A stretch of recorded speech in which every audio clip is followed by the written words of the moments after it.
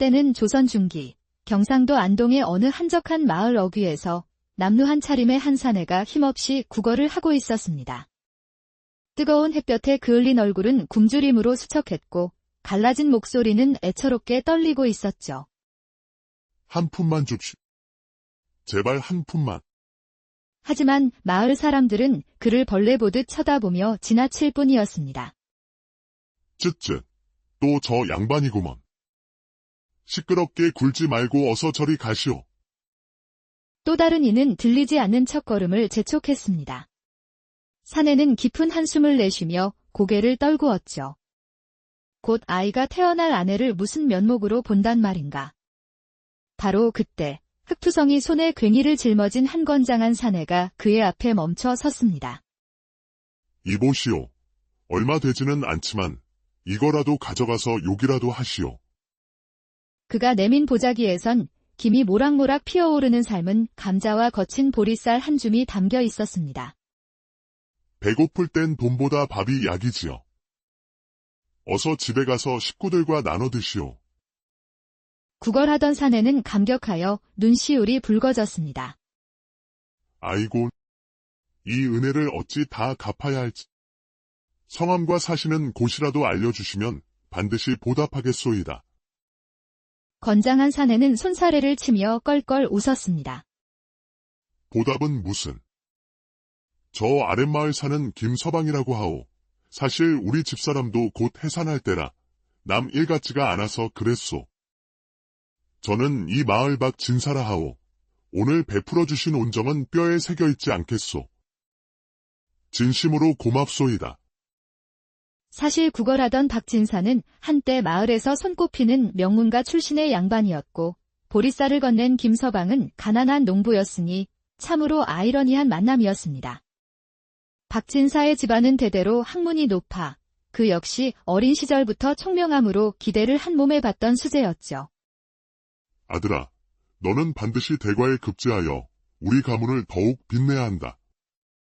하지만 믿었던 친구의 꼬임에 넘어가 시작한 장사가 크게 실패하면서 하루아침에 집안은 풍비박산이 나고 말았습니다. 어머니, 이게 대체 어찌 된 일입니까? 아가, 내 아비가 가산을 모두 탕진하고 말았단다. 결국 만삭의 아내를 위해 양반의 체면도 버리고 거리로 나섰던 것입니다. 박진사는 김서방에게 받은 감자와 보리쌀을 품에 안고 터덜터덜 집으로 향했습니다. 양반 체면이 다 무얼한 말인가.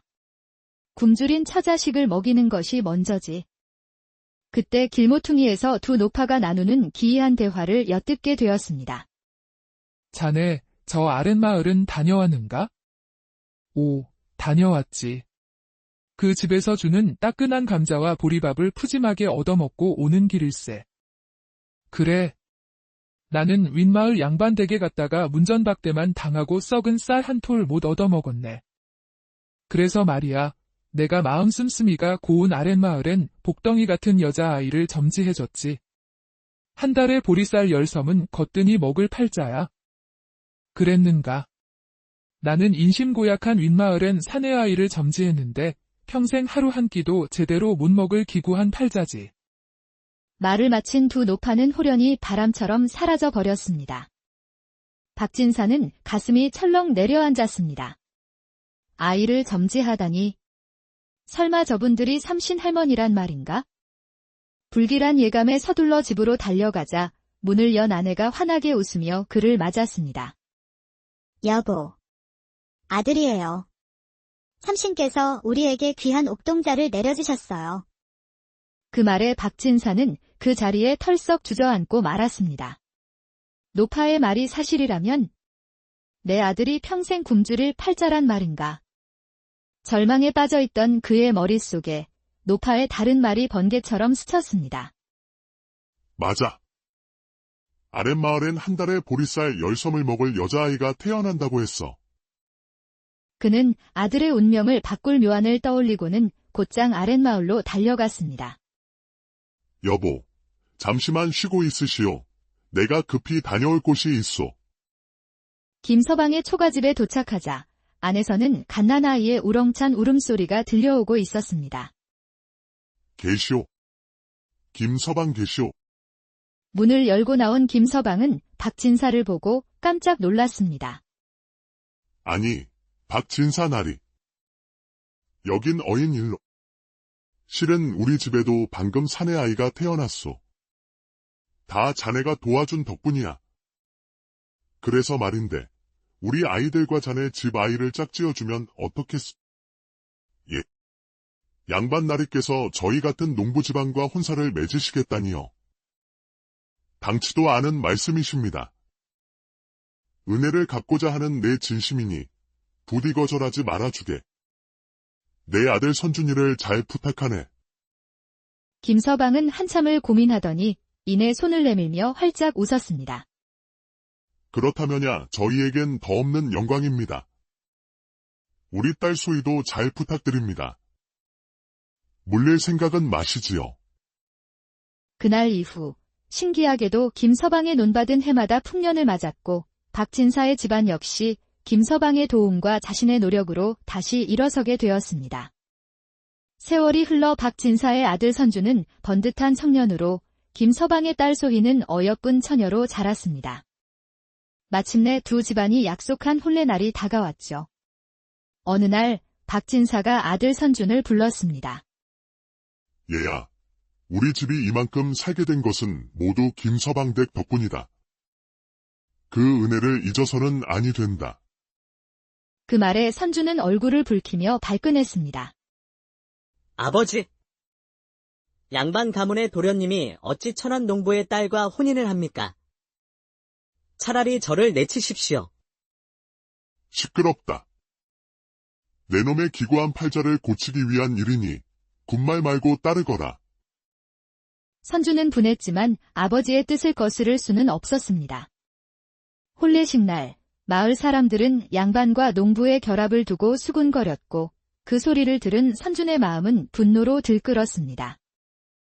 내가 저 천한 계집과 평생을 살아야 한다니? 첫날 밤, 소희는 설레는 마음으로 신방에서 서방님을 기다렸습니다. 하지만 그 시각, 선주는 친구들과 어울려 술잔을 기울이고 있었죠. 내가 어찌 저런 계집과 한 이불을 덮겠는가? 어림없는 소리. 밤새 홀로 신랑을 기다리던 소희는 차가운 방에서 조용히 눈물을 삼켰습니다. 서방님은 어찌 이리도 차가우실까? 내가 무얼 잘못한 것일까? 그날 이후 선주는 매일같이 집을 비우고 방탕한 생활을 이어갔습니다. 소희는 남편의 냉대 속에서도 묵묵히 시아버지를 모시고 집안을 돌봤습니다. 박진사는 그런 며느리를 안쓰럽게 여겼죠. 아가, 내가 우리 집의 복덩이다. 철없는 내 아들 녀석을 대신해 내가 사과하마. 아니옵니다. 아버님. 저는 괜찮습니다. 그러던 어느 날 박진사가 치매에 걸려 정신이 오락가락하기 시작했습니다. 너는 누구냐? 내 며느리는 어디에 있느냐? 밥을 다오. 배가 고프다. 소희는 정성껏 시아버지를 보살폈지만 선준의 친구들은 이를 보고 비웃었고 그 소문은 선준의 귀에까지 들어갔습니다. 마침내 모든 분노와 좌절이 폭발한 선준은 소희를 몰아세웠습니다. 너의 그 천한 피 때문에 아버지가 저 지경이 된 것이다. 네가 우리 집에 들어오지만 않았어도 내가 이리 비참하진 않았을 터. 서방님, 제가 대체 무슨 잘못을... 내 존재 자체가 잘못이다. 당장 이 집에서 썩 나가거라. 알겠습니다. 서방님, 제가 사라져야 편하시다면 떠나겠습니다. 소희는 빗속에서 멍하니 하늘을 보던 시아버지에게 마지막 인사를 건네고 눈물을 삼키며 대문을 나섰습니다. 아버님, 못난 며느리가 먼저 갑니다. 부디 강령하십시오. 갈 곳 없이 길을 헤매던 소희는 보름 만에 굶주림과 추위에 지쳐 길가에 쓰러지고 말았습니다. 그때 한 건장한 사내가 그녀를 발견했습니다. 아이고, 이게 무슨 일이요? 정신 차리시오. 눈을 뜬 소희는 어느 초가집에 누워 있었습니다.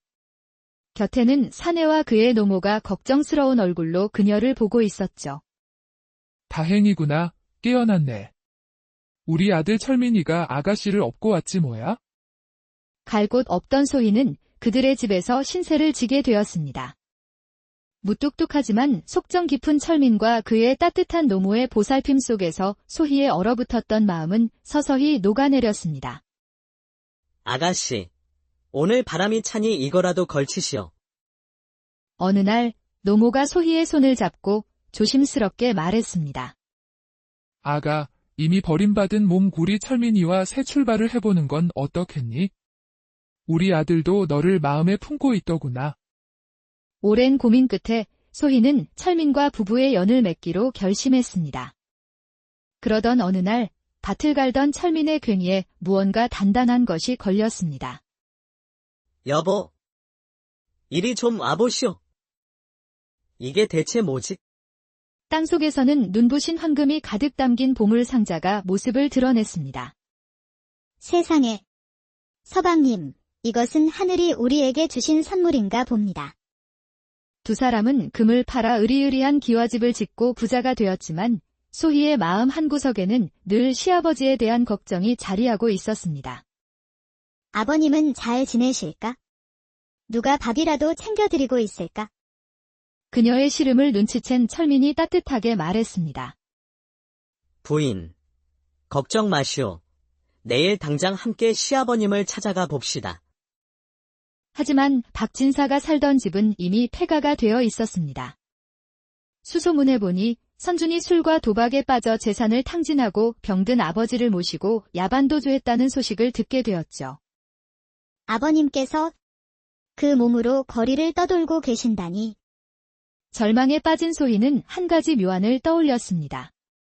서방님, 큰 잔치를 엽시다. 굶주린 이들을 모두 불러 밥을 나눠주면 아버님도 소문을 듣고 찾아오실 겁니다. 며칠 뒤 마을 한복판에서 거대한 잔치가 열렸습니다. 소문은 팔도 전역으로 퍼져나갔고 수많은 거린들이 구름대처럼 몰려들었죠. 그렇게 석 달이 지났을 무렵 제사는 바닥을 보이고 소희도 거의 포기하려던 순간이었습니다. 어디선가 익숙한 목소리가 들려왔습니다. 밥 좀 다오. 배가 고프다. 그곳에는 남루한 행색의 박진사와 선준이 서 있었습니다. 아버님, 서방님, 소희는 눈물을 흘리며 두 사람을 따뜻한 방으로 모셨습니다. 허겁지겁 밥을 먹던 선준이 고개를 숙이며 흐느꼈습니다. 부인, 내가 다 잘못했소. 당신 덕에 우리 집이 일어섰거늘 나의 오만과 어리석음이 모든 것을 망쳐버렸소. 부디 나를 용서하시오. 서방님, 지난 일은 모두 잊으세요. 이제라도 다시 시작하면 됩니다. 그때 멍하니 밥을 먹던 박진사가 소희를 보며 나지막이 중얼거렸습니다. 소희. 우리 집 복덩이. 그 말에 소희는 시아버지를 끌어안고 하염없이 눈물을 흘렸습니다. 아버님, 제가 왔어요. 이제 제가 모실게요. 소희와 철민은 두 사람을 기꺼이 가족으로 받아들였습니다. 선주는 지난날의 과오를 뉘우치고 철민과 함께 땀 흘려 일하며 새로운 삶을 살았고, 소희는 두 서방과 시아버지, 시어머니를 정성껏 모시며 행복하게 살았다고 합니다. 진정한 귀함은 신분이 아닌 마음에서 비롯된다는 것을 보여 때는 조선 중기, 경상도 안동의 어느 한적한 마을 어귀에서 남루한 차림의 한 사내가 힘없이 구걸을 하고 있었습니다. 뜨거운 햇볕에 그을린 얼굴은 굶주림으로 수척했고 갈라진 목소리는 애처롭게 떨리고 있었죠. 한 푼만 줍시. 제발 한 푼만. 하지만 마을 사람들은 그를 벌레 보듯 쳐다보며 지나칠 뿐이었습니다. 쯧쯧. 또 저 양반이구먼. 시끄럽게 굴지 말고 어서 저리 가시오. 또 다른 이는 들리지 않는 첫걸음을 재촉했습니다. 사내는 깊은 한숨을 내쉬며 고개를 떨구었죠. 곧 아이가 태어날 아내를 무슨 면목으로 본단 말인가. 바로 그때 흑투성이 손에 괭이를 짊어진 한 건장한 사내가 그의 앞에 멈춰 섰습니다. 이보시오. 얼마 되지는 않지만 이거라도 가져가서 욕이라도 하시오. 그가 내민 보자기에선 김이 모락모락 피어오르는 삶은 감자와 거친 보리쌀 한 줌이 담겨 있었습니다. 배고플 땐 돈보다 밥이 약이지요. 어서 집에 가서 식구들과 나눠 드시오. 구걸하던 사내는 감격하여 눈시울이 붉어졌습니다. 아이고, 이 은혜를 어찌 다 갚아야 할지. 성함과 사시는 곳이라도 알려주시면 반드시 보답하겠소이다. 건장한 사내는 손사래를 치며 껄껄 웃었습니다. 보답은 무슨? 저 아랫마을 사는 김서방이라고 하오. 사실 우리 집사람도 곧 해산할 때라 남 일 같지가 않아서 그랬소. 저는 이 마을 밖 진사라 하오. 오늘 베풀어 주신 온정은 뼈에 새겨 있지 않겠소. 진심으로 고맙소이다. 사실 구걸하던 박진사는 한때 마을에서 손꼽히는 명문가 출신의 양반이었고 보리쌀을 건넨 김서방은 가난한 농부였으니 참으로 아이러니한 만남이었습니다. 박진사의 집안은 대대로 학문이 높아 그 역시 어린 시절부터 총명함으로 기대를 한 몸에 받던 수재였죠. 아들아, 너는 반드시 대과에 급제하여 우리 가문을 더욱 빛내야 한다. 하지만 믿었던 친구의 꼬임에 넘어가 시작한 장사가 크게 실패하면서 하루아침에 집안은 풍비박산이 나고 말았습니다. 어머니, 이게 대체 어찌 된 일입니까? 아가, 내 아비가 가산을 모두 탕진하고 말았단다. 결국 만삭의 아내를 위해 양반의 체면도 버리고 거리로 나섰던 것입니다. 박진사는 김서방에게 받은 감자와 보리쌀을 품에 안고 터덜터덜 집으로 향했습니다. 양반 체면이 다 무얼한 말인가. 굶주린 처자식을 먹이는 것이 먼저지.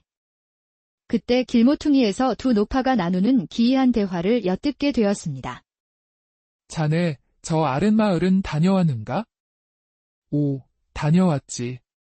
그 집에서 주는 따끈한 감자와 보리밥을 푸짐하게 얻어먹고 오는 길일세. 그래. 나는 윗마을 양반 댁에 갔다가 문전박대만 당하고 썩은 쌀 한 톨 못 얻어먹었네. 그래서 말이야, 내가 마음 씀씀이가 고운 아랫마을엔 복덩이 같은 여자아이를 점지해줬지. 한 달에 보리쌀 10섬은 거뜬히 먹을 팔자야. 그랬는가?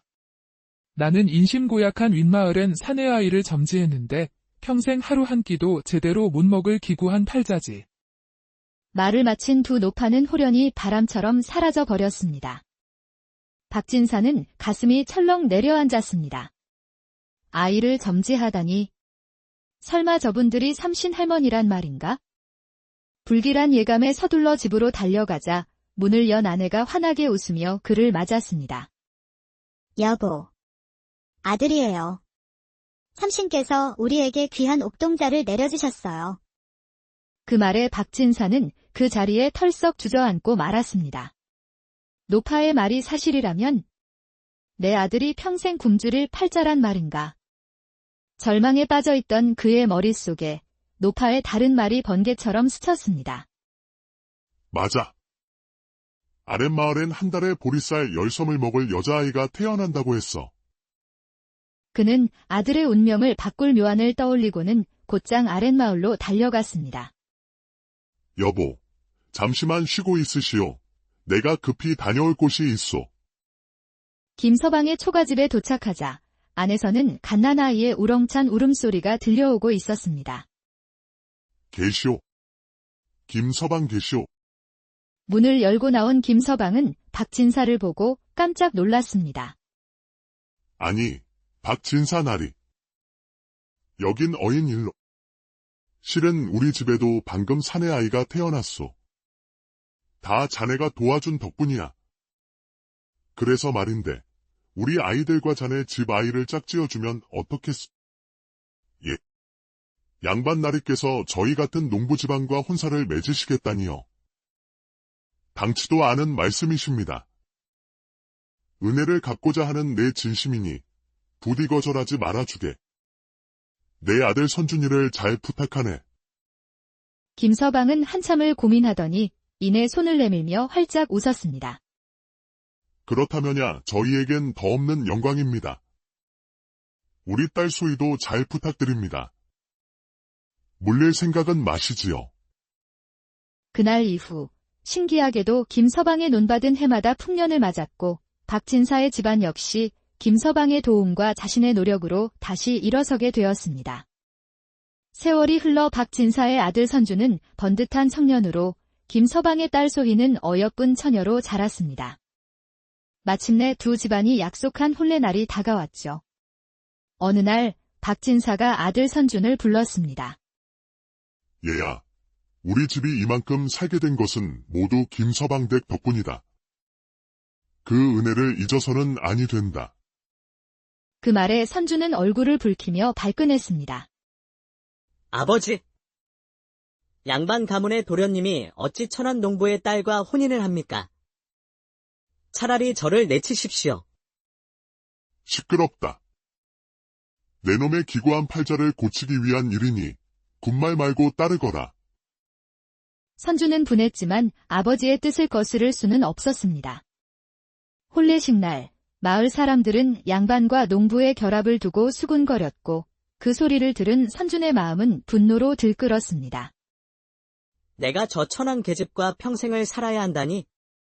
첫날 밤, 소희는 설레는 마음으로 신방에서 서방님을 기다렸습니다. 하지만 그 시각, 선주는 친구들과 어울려 술잔을 기울이고 있었죠. 내가 어찌 저런 계집과 한 이불을 덮겠는가? 어림없는 소리. 밤새 홀로 신랑을 기다리던 소희는 차가운 방에서 조용히 눈물을 삼켰습니다. 서방님은 어찌 이리도 차가우실까? 내가 무얼 잘못한 것일까? 그날 이후 선주는 매일같이 집을 비우고 방탕한 생활을 이어갔습니다. 소희는 남편의 냉대 속에서도 묵묵히 시아버지를 모시고 집안을 돌봤습니다. 박진사는 그런 며느리를 안쓰럽게 여겼죠. 아가, 내가 우리 집의 복덩이다. 철없는 내 아들 녀석을 대신해 내가 사과하마. 아니옵니다. 아버님. 저는 괜찮습니다. 그러던 어느 날 박진사가 치매에 걸려 정신이 오락가락하기 시작했습니다. 너는 누구냐? 내 며느리는 어디에 있느냐? 밥을 다오. 배가 고프다. 소희는 정성껏 시아버지를 보살폈지만 선준의 친구들은 이를 보고 비웃었고 그 소문은 선준의 귀에까지 들어갔습니다. 마침내 모든 분노와 좌절이 폭발한 선준은 소희를 몰아세웠습니다. 너의 그 천한 피 때문에 아버지가 저 지경이 된 것이다. 네가 우리 집에 들어오지만 않았어도 내가 이리 비참하진 않았을 터. 서방님, 제가 대체 무슨 잘못을... 내 존재 자체가 잘못이다. 당장 이 집에서 썩 나가거라. 알겠습니다. 서방님, 제가 사라져야 편하시다면 떠나겠습니다. 소희는 빗속에서 멍하니 하늘을 보던 시아버지에게 마지막 인사를 건네고 눈물을 삼키며 대문을 나섰습니다. 아버님, 못난 며느리가 먼저 갑니다. 부디 강령하십시오. 갈 곳 없이 길을 헤매던 소희는 보름 만에 굶주림과 추위에 지쳐 길가에 쓰러지고 말았습니다. 그때 한 건장한 사내가 그녀를 발견했습니다. 아이고, 이게 무슨 일이요? 정신 차리시오. 눈을 뜬 소희는 어느 초가집에 누워 있었습니다. 곁에는 사내와 그의 노모가 걱정스러운 얼굴로 그녀를 보고 있었죠. 다행이구나. 깨어났네. 우리 아들 철민이가 아가씨를 업고 왔지 뭐야? 갈 곳 없던 소희는 그들의 집에서 신세를 지게 되었습니다. 무뚝뚝하지만 속정 깊은 철민과 그의 따뜻한 노모의 보살핌 속에서 소희의 얼어붙었던 마음은 서서히 녹아내렸습니다. 아가씨, 오늘 바람이 차니 이거라도 걸치시오. 어느 날 노모가 소희의 손을 잡고 조심스럽게 말했습니다. 아가, 이미 버림받은 몸구리 철민이와 새 출발을 해보는 건 어떻겠니? 우리 아들도 너를 마음에 품고 있더구나. 오랜 고민 끝에 소희는 철민과 부부의 연을 맺기로 결심했습니다. 그러던 어느 날 밭을 갈던 철민의 괭이에 무언가 단단한 것이 걸렸습니다. 여보, 이리 좀 와보시오. 이게 대체 뭐지? 땅속에서는 눈부신 황금이 가득 담긴 보물 상자가 모습을 드러냈습니다. 세상에. 서방님, 이것은 하늘이 우리에게 주신 선물인가 봅니다. 두 사람은 금을 팔아 으리으리한 기와집을 짓고 부자가 되었지만 소희의 마음 한구석에는 늘 시아버지에 대한 걱정이 자리하고 있었습니다. 아버님은 잘 지내실까? 누가 밥이라도 챙겨드리고 있을까?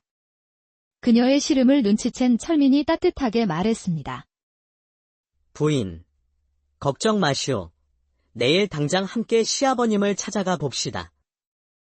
하지만 박진사가 살던 집은 이미 폐가가 되어 있었습니다. 수소문에 보니 선준이 술과 도박에 빠져 재산을 탕진하고 병든 아버지를 모시고 야반도주했다는 소식을 듣게 되었죠. 아버님께서 그 몸으로 거리를 떠돌고 계신다니. 절망에 빠진 소희는 한 가지 묘안을 떠올렸습니다. 서방님, 큰 잔치를 엽시다. 굶주린 이들을 모두 불러 밥을 나눠주면 아버님도 소문을 듣고 찾아오실 겁니다. 며칠 뒤 마을 한복판에서 거대한 잔치가 열렸습니다. 소문은 팔도 전역으로 퍼져나갔고 수많은 거린들이 구름대처럼 몰려들었죠. 그렇게 석 달이 지났을 무렵 제사는 바닥을 보이고 소희도 거의 포기하려던 순간이었습니다. 어디선가 익숙한 목소리가 들려왔습니다. 밥 좀 다오. 배가 고프다. 그곳에는 남루한 행색의 박진사와 선준이 서 있었습니다. 아버님, 서방님, 소희는 눈물을 흘리며 두 사람을 따뜻한 방으로 모셨습니다. 허겁지겁 밥을 먹던 선준이 고개를 숙이며 흐느꼈습니다. 부인, 내가 다 잘못했소. 당신 덕에 우리 집이 일어섰거늘 나의 오만과 어리석음이 모든 것을 망쳐버렸소. 부디 나를 용서하시오. 서방님, 지난 일은 모두 잊으세요. 이제라도 다시 시작하면 됩니다. 그때 멍하니 밥을 먹던 박진사가 소희를 보며 나지막이 중얼거렸습니다. 소희, 우리 집 복덩이. 그 말에 소희는 시아버지를 끌어안고 하염없이 눈물을 흘렸습니다. 아버님, 제가 왔어요. 이제 제가 모실게요. 소희와 철민은 두 사람을 기꺼이 가족으로 받아들였습니다. 선주는 지난날의 과오를 뉘우치고 철민과 함께 땀 흘려 일하며 새로운 삶을 살았고, 소희는 두 서방과 시아버지, 시어머니를 정성껏 모시며 행복하게 살았다고 합니다. 진정한 귀함은 신분이 아닌 마음에서 비롯된다는 것을 보여 때는 조선 중기, 경상도 안동의 어느 한적한 마을 어귀에서 남루한 차림의 한 사내가 힘없이 구걸을 하고 있었습니다. 뜨거운 햇볕에 그을린 얼굴은 굶주림으로 수척했고 갈라진 목소리는 애처롭게 떨리고 있었죠. 한 푼만 줍시. 제발 한 푼만. 하지만 마을 사람들은 그를 벌레 보듯 쳐다보며 지나칠 뿐이었습니다. 쯧쯧. 또 저 양반이구먼. 시끄럽게 굴지 말고 어서 저리 가시오. 또 다른 이는 들리지 않는 첫걸음을 재촉했습니다. 사내는 깊은 한숨을 내쉬며 고개를 떨구었죠. 곧 아이가 태어날 아내를 무슨 면목으로 본단 말인가. 바로 그때 흑투성이 손에 괭이를 짊어진 한 건장한 사내가 그의 앞에 멈춰 섰습니다. 이보시오. 얼마 되지는 않지만 이거라도 가져가서 욕이라도 하시오. 그가 내민 보자기에선 김이 모락모락 피어오르는 삶은 감자와 거친 보리쌀 한 줌이 담겨 있었습니다. 배고플 땐 돈보다 밥이 약이지요. 어서 집에 가서 식구들과 나눠 드시오. 구걸하던 사내는 감격하여 눈시울이 붉어졌습니다. 아이고, 이 은혜를 어찌 다 갚아야 할지. 성함과 사시는 곳이라도 알려주시면 반드시 보답하겠소이다. 건장한 사내는 손사래를 치며 껄껄 웃었습니다. 보답은 무슨? 저 아랫마을 사는 김서방이라고 하오. 사실 우리 집사람도 곧 해산할 때라 남 일 같지가 않아서 그랬소. 저는 이 마을 박진사라 하오. 오늘 베풀어 주신 온정은 뼈에 새겨 있지 않겠소. 진심으로 고맙소이다. 사실 구걸하던 박진사는 한때 마을에서 손꼽히는 명문가 출신의 양반이었고 보리쌀을 건넨 김서방은 가난한 농부였으니 참으로 아이러니한 만남이었습니다. 박진사의 집안은 대대로 학문이 높아 그 역시 어린 시절부터 총명함으로 기대를 한 몸에 받던 수재였죠. 아들아, 너는 반드시 대과에 급제하여 우리 가문을 더욱 빛내야 한다. 하지만 믿었던 친구의 꼬임에 넘어가 시작한 장사가 크게 실패하면서 하루아침에 집안은 풍비박산이 나고 말았습니다.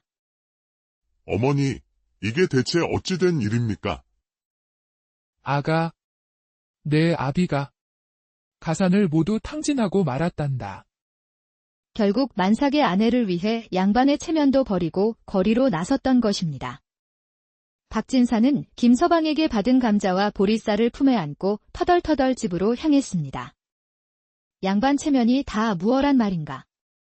굶주린 처자식을 먹이는 것이 먼저지. 그때 길모퉁이에서 두 노파가 나누는 기이한 대화를 엿듣게 되었습니다. 자네, 저 아랫마을은 다녀왔는가? 오, 다녀왔지. 그 집에서 주는 따끈한 감자와 보리밥을 푸짐하게 얻어먹고 오는 길일세.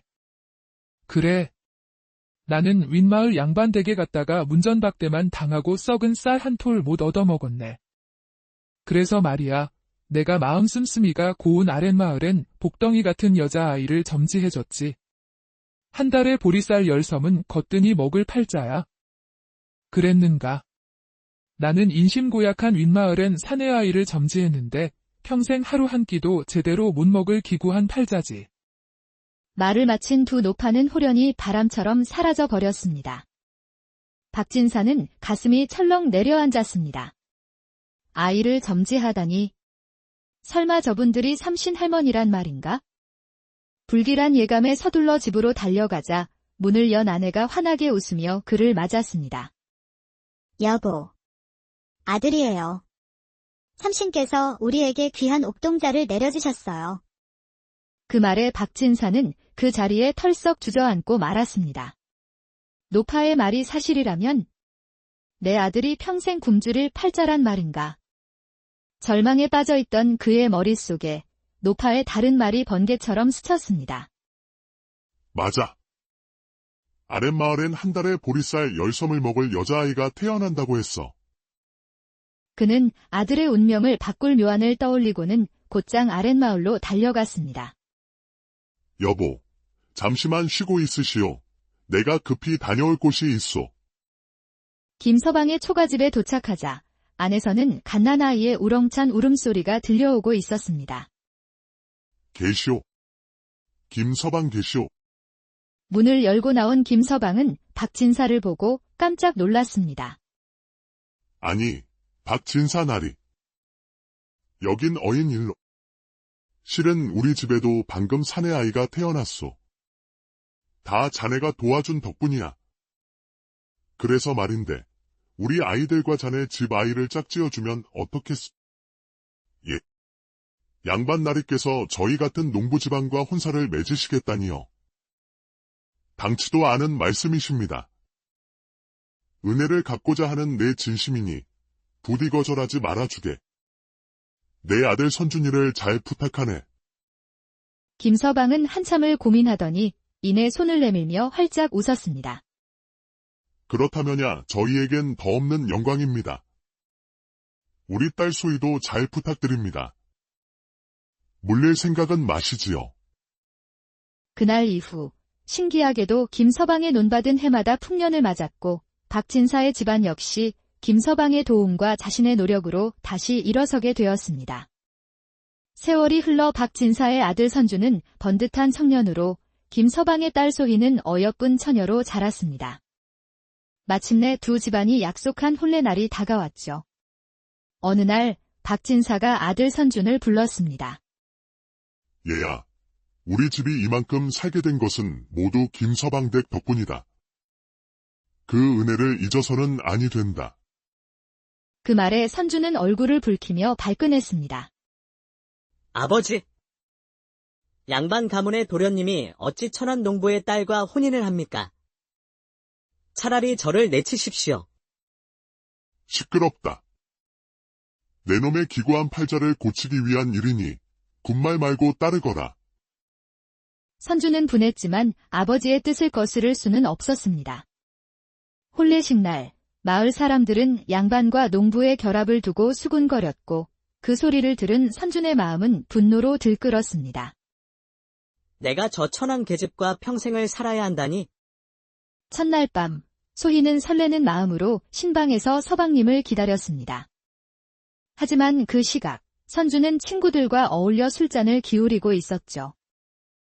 내가 어찌 저런 계집과 한 이불을 덮겠는가? 어림없는 소리. 밤새 홀로 신랑을 기다리던 소희는 차가운 방에서 조용히 눈물을 삼켰습니다. 서방님은 어찌 이리도 차가우실까? 내가 무얼 잘못한 것일까? 그날 이후 선주는 매일같이 집을 비우고 방탕한 생활을 이어갔습니다. 소희는 남편의 냉대 속에서도 묵묵히 시아버지를 모시고 집안을 돌봤습니다. 박진사는 그런 며느리를 안쓰럽게 여겼죠. 아가, 내가 우리 집의 복덩이다. 철없는 내 아들 녀석을 대신해 내가 사과하마. 아니옵니다. 아버님. 저는 괜찮습니다. 그러던 어느 날 박진사가 치매에 걸려 정신이 오락가락하기 시작했습니다. 너는 누구냐? 내 며느리는 어디에 있느냐? 밥을 다오. 배가 고프다. 소희는 정성껏 시아버지를 보살폈지만 선준의 친구들은 이를 보고 비웃었고 그 소문은 선준의 귀에까지 들어갔습니다. 마침내 모든 분노와 좌절이 폭발한 선준은 소희를 몰아세웠습니다. 너의 그 천한 피 때문에 아버지가 저 지경이 된 것이다. 네가 우리 집에 들어오지만 않았어도 내가 이리 비참하진 않았을 터. 서방님, 제가 대체 무슨 잘못을... 내 존재 자체가 잘못이다. 당장 이 집에서 썩 나가거라. 알겠습니다. 서방님, 제가 사라져야 편하시다면 떠나겠습니다. 소희는 빗속에서 멍하니 하늘을 보던 시아버지에게 마지막 인사를 건네고 눈물을 삼키며 대문을 나섰습니다. 아버님, 못난 며느리가 먼저 갑니다. 부디 강령하십시오. 갈 곳 없이 길을 헤매던 소희는 보름 만에 굶주림과 추위에 지쳐 길가에 쓰러지고 말았습니다. 그때 한 건장한 사내가 그녀를 발견했습니다. 아이고, 이게 무슨 일이요? 정신 차리시오. 눈을 뜬 소희는 어느 초가집에 누워 있었습니다. 곁에는 사내와 그의 노모가 걱정스러운 얼굴로 그녀를 보고 있었죠. 다행이구나. 깨어났네. 우리 아들 철민이가 아가씨를 업고 왔지 뭐야?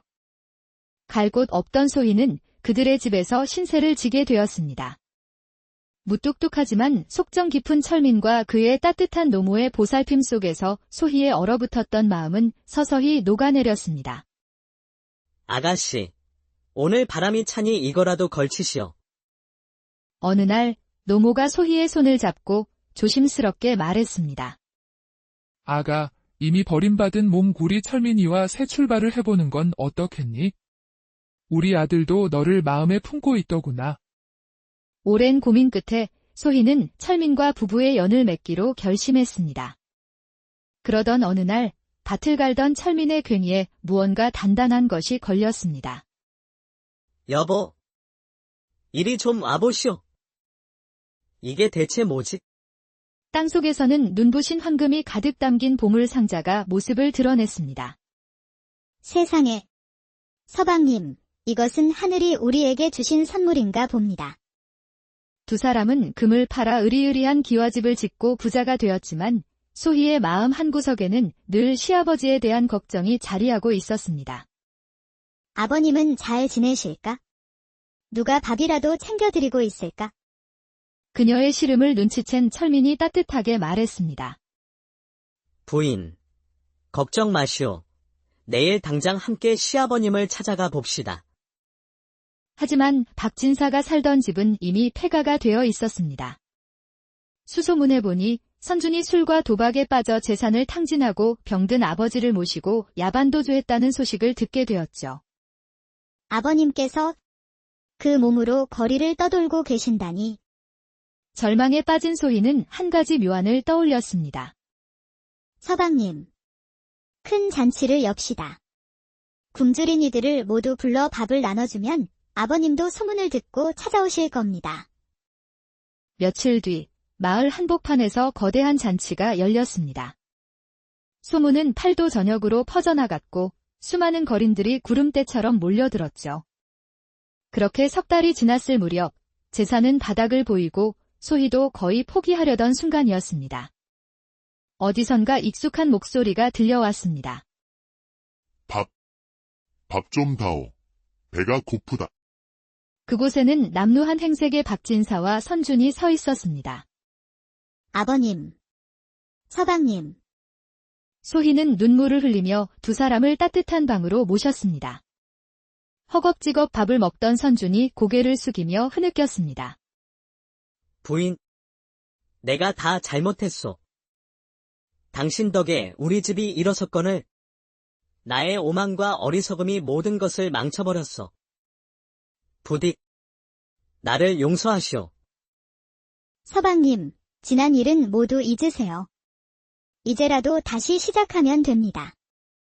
그때 멍하니 밥을 먹던 박진사가 소희를 보며 나지막이 중얼거렸습니다. 소희, 우리 집 복덩이. 그 말에 소희는 시아버지를 끌어안고 하염없이 눈물을 흘렸습니다. 아버님, 제가 왔어요. 이제 제가 모실게요. 소희와 철민은 두 사람을 기꺼이 가족으로 받아들였습니다. 선주는 지난날의 과오를 뉘우치고 철민과 함께 땀 흘려 일하며 새로운 삶을 살았고, 소희는 두 서방과 시아버지, 시어머니를 정성껏 모시며 행복하게 살았다고 합니다. 진정한 귀함은 신분이 아닌 마음에서 비롯된다는 것을 보여 때는 조선 중기, 경상도 안동의 어느 한적한 마을 어귀에서 남루한 차림의 한 사내가 힘없이 구걸을 하고 있었습니다. 뜨거운 햇볕에 그을린 얼굴은 굶주림으로 수척했고 갈라진 목소리는 애처롭게 떨리고 있었죠. 한 푼만 줍시. 제발 한 푼만. 하지만 마을 사람들은 그를 벌레 보듯 쳐다보며 지나칠 뿐이었습니다. 쯧쯧. 또 저 양반이구먼. 시끄럽게 굴지 말고 어서 저리 가시오. 또 다른 이는 들리지 않는 첫걸음을 재촉했습니다. 사내는 깊은 한숨을 내쉬며 고개를 떨구었죠. 곧 아이가 태어날 아내를 무슨 면목으로 본단 말인가. 바로 그때 흑투성이 손에 괭이를 짊어진 한 건장한 사내가 그의 앞에 멈춰 섰습니다. 이보시오. 얼마 되지는 않지만 이거라도 가져가서 욕이라도 하시오. 그가 내민 보자기에선 김이 모락모락 피어오르는 삶은 감자와 거친 보리쌀 한 줌이 담겨 있었습니다. 배고플 땐 돈보다 밥이 약이지요. 어서 집에 가서 식구들과 나눠 드시오. 구걸하던 사내는 감격하여 눈시울이 붉어졌습니다. 아이고, 이 은혜를 어찌 다 갚아야 할지. 성함과 사시는 곳이라도 알려주시면 반드시 보답하겠소이다. 건장한 사내는 손사래를 치며 껄껄 웃었습니다. 보답은 무슨? 저 아랫마을 사는 김서방이라고 하오. 사실 우리 집사람도 곧 해산할 때라 남 일 같지가 않아서 그랬소. 저는 이 마을 밖 진사라 하오. 오늘 베풀어 주신 온정은 뼈에 새겨 있지 않겠소. 진심으로 고맙소이다. 사실 구걸하던 박진사는 한때 마을에서 손꼽히는 명문가 출신의 양반이었고 보리쌀을 건넨 김서방은 가난한 농부였으니 참으로 아이러니한 만남이었습니다. 박진사의 집안은 대대로 학문이 높아 그 역시 어린 시절부터 총명함으로 기대를 한 몸에 받던 수재였죠. 아들아, 너는 반드시 대과에 급제하여 우리 가문을 더욱 빛내야 한다. 하지만 믿었던 친구의 꼬임에 넘어가 시작한 장사가 크게 실패하면서 하루아침에 집안은 풍비박산이 나고 말았습니다. 어머니, 이게 대체 어찌 된 일입니까? 아가, 내 아비가 가산을 모두 탕진하고 말았단다. 결국 만삭의 아내를 위해 양반의 체면도 버리고 거리로 나섰던 것입니다. 박진사는 김서방에게 받은 감자와 보리쌀을 품에 안고 터덜터덜 집으로 향했습니다. 양반 체면이 다 무얼한 말인가. 굶주린 처자식을 먹이는 것이 먼저지. 그때 길모퉁이에서 두 노파가 나누는 기이한 대화를 엿듣게 되었습니다. 자네, 저 아랫마을은 다녀왔는가? 오, 다녀왔지. 그 집에서 주는 따끈한 감자와 보리밥을 푸짐하게 얻어먹고 오는 길일세. 그래. 나는 윗마을 양반 댁에 갔다가 문전박대만 당하고 썩은 쌀 한 톨 못 얻어먹었네. 그래서 말이야, 내가 마음 씀씀이가 고운 아랫마을엔 복덩이 같은 여자아이를 점지해줬지. 한 달에 보리쌀 10섬은 거뜬히 먹을 팔자야. 그랬는가? 나는 인심고약한 윗마을엔 사내아이를 점지했는데 평생 하루 한 끼도 제대로 못 먹을 기구한 팔자지. 말을 마친 두 노파는 호련히 바람처럼 사라져 버렸습니다. 박진사는 가슴이 철렁 내려앉았습니다. 아이를 점지하다니. 설마 저분들이 삼신 할머니란 말인가? 불길한 예감에 서둘러 집으로 달려가자 문을 연 아내가 환하게 웃으며 그를 맞았습니다. 여보. 아들이에요. 삼신께서 우리에게 귀한 옥동자를 내려주셨어요. 그 말에 박진사는 그 자리에 털썩 주저앉고 말았습니다. 노파의 말이 사실이라면 내 아들이 평생 굶주릴 팔자란 말인가. 절망에 빠져있던 그의 머릿속에 노파의 다른 말이 번개처럼 스쳤습니다. 맞아. 아랫마을엔 한 달에 보리쌀 10섬을 먹을 여자아이가 태어난다고 했어. 그는 아들의 운명을 바꿀 묘안을 떠올리고는 곧장 아랫마을로 달려갔습니다. 여보, 잠시만 쉬고 있으시오. 내가 급히 다녀올 곳이 있소. 김서방의 초가집에 도착하자 안에서는 갓난아이의 우렁찬 울음소리가 들려오고 있었습니다. 계시오. 김서방 계시오. 문을 열고 나온 김서방은 박진사를 보고 깜짝 놀랐습니다. 아니, 박진사 나리. 여긴 어인일로. 실은 우리 집에도 방금 사내아이가 태어났소. 다 자네가 도와준 덕분이야. 그래서 말인데, 우리 아이들과 자네 집 아이를 짝지어주면 어떻겠소? 예. 양반 나리께서 저희 같은 농부집안과 혼사를 맺으시겠다니요. 당치도 않은 말씀이십니다. 은혜를 갚고자 하는 내 진심이니 부디 거절하지 말아주게. 내 아들 선준이를 잘 부탁하네. 김서방은 한참을 고민하더니 이내 손을 내밀며 활짝 웃었습니다. 그렇다면야 저희에겐 더 없는 영광입니다. 우리 딸 소희도 잘 부탁드립니다. 물릴 생각은 마시지요. 그날 이후 신기하게도 김서방의 논받은 해마다 풍년을 맞았고 박진사의 집안 역시 김서방의 도움과 자신의 노력으로 다시 일어서게 되었습니다. 세월이 흘러 박진사의 아들 선주는 번듯한 청년으로 김서방의 딸 소희는 어여쁜 처녀로 자랐습니다. 마침내 두 집안이 약속한 혼례 날이 다가왔죠. 어느 날 박진사가 아들 선준을 불렀습니다. 얘야, 우리 집이 이만큼 살게 된 것은 모두 김서방 댁 덕분이다. 그 은혜를 잊어서는 아니 된다. 그 말에 선주는 얼굴을 붉히며 발끈했습니다. 아버지! 양반 가문의 도련님이 어찌 천한 농부의 딸과 혼인을 합니까?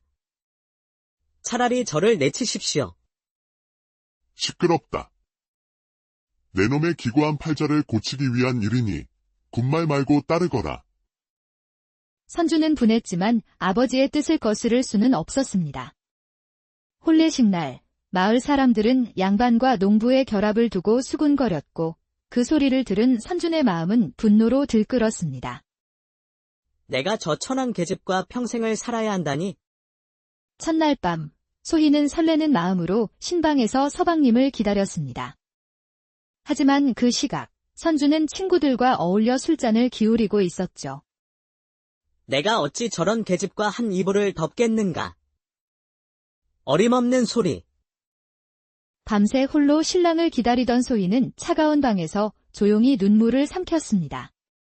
서방님은 어찌 이리도 차가우실까? 내가 무얼 잘못한 것일까? 그날 이후 선주는 매일같이 집을 비우고 방탕한 생활을 이어갔습니다. 소희는 남편의 냉대 속에서도 묵묵히 시아버지를 모시고 집안을 돌봤습니다. 박진사는 그런 며느리를 안쓰럽게 여겼죠. 아가, 내가 우리 집의 복덩이다. 철없는 내 아들 녀석을 대신해 내가 사과하마. 아니옵니다. 아버님. 저는 괜찮습니다. 그러던 어느 날 박진사가 치매에 걸려 정신이 오락가락하기 시작했습니다. 너는 누구냐? 내 며느리는 어디에 있느냐? 밥을 다오. 배가 고프다. 소희는 정성껏 시아버지를 보살폈지만 선준의 친구들은 이를 보고 비웃었고 그 소문은 선준의 귀에까지 들어갔습니다. 마침내 모든 분노와 좌절이 폭발한 선준은 소희를 몰아세웠습니다. 너의 그 천한 피 때문에 아버지가 저 지경이 된 것이다. 네가 우리 집에 들어오지만 않았어도 내가 이리 비참하진 않았을 터. 서방님. 제가 대체 무슨 잘못을... 내 존재 자체가 잘못이다. 당장 이 집에서 썩 나가거라. 알겠습니다. 서방님. 제가 사라져야 편하시다면 떠나겠습니다. 소희는 빗속에서 멍하니 하늘을 보던 시아버지에게 마지막 인사를 건네고 눈물을 삼키며 대문을 나섰습니다. 아버님, 못난 며느리가 먼저 갑니다. 부디 강령하십시오. 갈 곳 없이 길을 헤매던 소희는 보름 만에 굶주림과 추위에 지쳐 길가에 쓰러지고 말았습니다. 그때 한 건장한 사내가 그녀를 발견했습니다. 아이고, 이게 무슨 일이요? 정신 차리시오. 눈을 뜬 소희는 어느 초가집에 누워 있었습니다. 곁에는 사내와 그의 노모가 걱정스러운 얼굴로 그녀를 보고 있었죠. 다행이구나. 깨어났네. 우리 아들 철민이가 아가씨를 업고 왔지 뭐야? 갈 곳 없던 소희는 그들의 집에서 신세를 지게 되었습니다.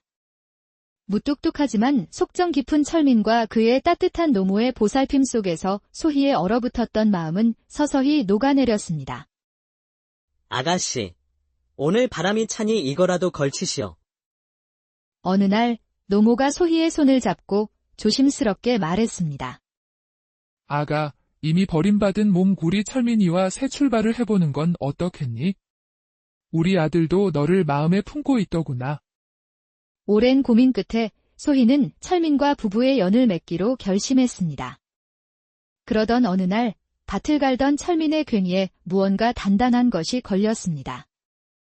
여보, 이리 좀 와보시오. 이게 대체 뭐지? 땅속에서는 눈부신 황금이 가득 담긴 보물 상자가 모습을 드러냈습니다. 세상에. 서방님, 이것은 하늘이 우리에게 주신 선물인가 봅니다. 두 사람은 금을 팔아 으리으리한 기와집을 짓고 부자가 되었지만 소희의 마음 한구석에는 늘 시아버지에 대한 걱정이 자리하고 있었습니다. 아버님은 잘 지내실까? 누가 밥이라도 챙겨드리고 있을까? 그녀의 시름을 눈치챈 철민이 따뜻하게 말했습니다. 부인, 걱정 마시오. 내일 당장 함께 시아버님을 찾아가 봅시다. 하지만 박진사가 살던 집은 이미 폐가가 되어 있었습니다. 수소문해 보니 선준이 술과 도박에 빠져 재산을 탕진하고 병든 아버지를 모시고 야반도주했다는 소식을 듣게 되었죠.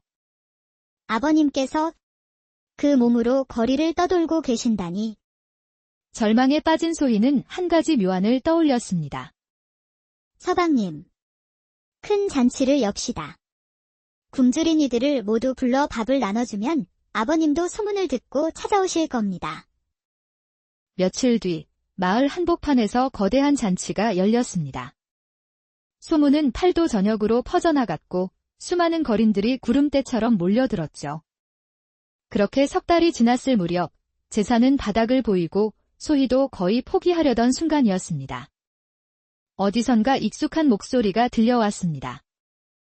밥 좀 다오. 배가 고프다. 그곳에는 남루한 행색의 박진사와 선준이 서 있었습니다. 아버님. 서방님.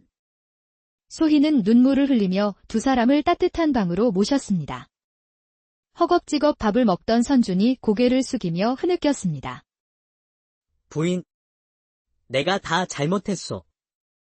당신 덕에 우리 집이 일어섰거늘 나의 오만과 어리석음이 모든 것을 망쳐버렸어. 부디 나를 용서하시오. 서방님, 지난 일은 모두 잊으세요. 이제라도 다시 시작하면 됩니다.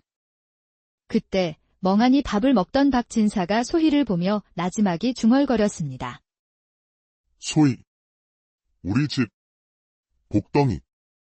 그 말에 소희는 시아버지를 끌어안고 하염없이 눈물을 흘렸습니다. 아버님, 제가 왔어요. 이제 제가 모실게요. 소희와 철민은 두 사람을 기꺼이 가족으로 받아들였습니다. 선주는 지난날의 과오를 뉘우치고 철민과 함께 땀 흘려 일하며 새로운 삶을 살았고, 소희는 두 서방과 시아버지, 시어머니를 정성껏 모시며 행복하게 살았다고 합니다. 진정한 귀함은 신분이 아닌 마음에서 비롯된다는 것을 보여 때는 조선 중기, 경상도 안동의 어느 한적한 마을 어귀에서 남루한 차림의 한 사내가 힘없이 구걸을 하고 있었습니다. 뜨거운 햇볕에 그을린 얼굴은 굶주림으로 수척했고 갈라진 목소리는 애처롭게 떨리고 있었죠. 한 푼만 줍시. 제발 한 푼만. 하지만 마을 사람들은 그를 벌레 보듯 쳐다보며 지나칠 뿐이었습니다. 쯧쯧. 또 저 양반이구먼. 시끄럽게 굴지 말고 어서 저리 가시오. 또 다른 이는 들리지 않는 첫걸음을 재촉했습니다. 사내는 깊은 한숨을 내쉬며 고개를 떨구었죠. 곧 아이가 태어날 아내를 무슨 면목으로 본단 말인가. 바로 그때 흑투성이 손에 괭이를 짊어진 한 건장한 사내가 그의 앞에 멈춰 섰습니다. 이보시오. 얼마 되지는 않지만 이거라도 가져가서 욕이라도 하시오. 그가 내민 보자기에선 김이 모락모락 피어오르는 삶은 감자와 거친 보리쌀 한 줌이 담겨 있었습니다. 배고플 땐 돈보다 밥이 약이지요. 어서 집에 가서 식구들과 나눠 드시오. 구걸하던 사내는 감격하여 눈시울이 붉어졌습니다. 아이고, 이 은혜를 어찌 다 갚아야 할지. 성함과 사시는 곳이라도 알려주시면 반드시 보답하겠소이다. 건장한 사내는 손사래를 치며 껄껄 웃었습니다. 보답은 무슨? 저 아랫마을 사는 김서방이라고 하오. 사실 우리 집사람도 곧 해산할 때라 남 일 같지가 않아서 그랬소. 저는 이 마을 박 진사라 하오. 오늘 베풀어 주신 온정은 뼈에 새겨 있지 않겠소. 진심으로 고맙소이다. 사실 구걸하던 박진사는 한때 마을에서 손꼽히는 명문가 출신의 양반이었고 보리쌀을 건넨 김서방은 가난한 농부였으니 참으로 아이러니한 만남이었습니다. 박진사의 집안은 대대로 학문이 높아 그 역시 어린 시절부터 총명함으로 기대를 한 몸에 받던 수재였죠. 아들아, 너는 반드시 대과에 급제하여 우리 가문을 더욱 빛내야 한다. 하지만 믿었던 친구의 꼬임에 넘어가 시작한 장사가 크게 실패하면서 하루아침에 집안은 풍비박산이 나고 말았습니다. 어머니, 이게 대체 어찌 된 일입니까?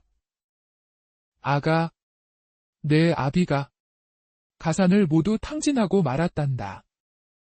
결국 만삭의 아내를 위해 양반의 체면도 버리고 거리로 나섰던 것입니다. 박진사는 김서방에게 받은 감자와 보리쌀을 품에 안고 터덜터덜 집으로 향했습니다. 양반 체면이 다 무얼한 말인가.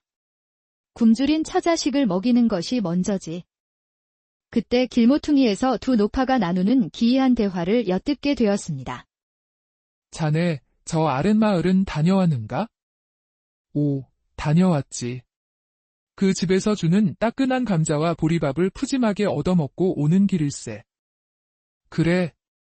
나는 윗마을 양반 댁에 갔다가 문전박대만 당하고 썩은 쌀 한 톨 못 얻어먹었네. 그래서 말이야, 내가 마음 씀씀이가 고운 아랫마을엔 복덩이 같은 여자아이를 점지해줬지. 한 달에 보리쌀 10섬은 거뜬히 먹을 팔자야. 그랬는가?